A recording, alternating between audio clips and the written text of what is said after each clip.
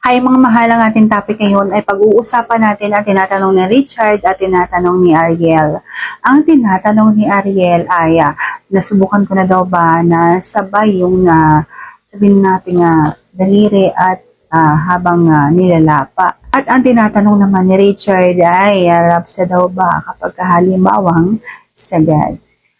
Alam ko maraming beses na ako nakapag-vlog nito pero siguro mga bago sila kaya sasagutin natin. Interesado ka bang malaman kung aking sagot? Please keep on watching para bago yan. Kung bago ka pa lang sa aking channel, please consider to like this video and subscribe my channel.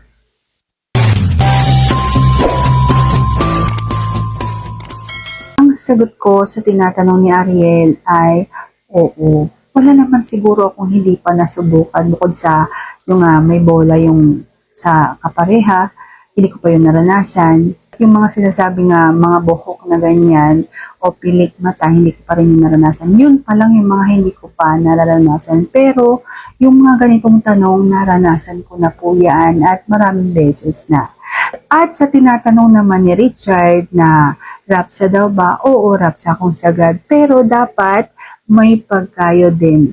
Kapag halimbawang hindi mo kinakayod, hindi natatamaan yung pinakarapsa para sa isang babae. Kaya may mga babaeng matagal makatapos kasi walang pagkayod. Dapat po hindi lang puro hugot at sagad.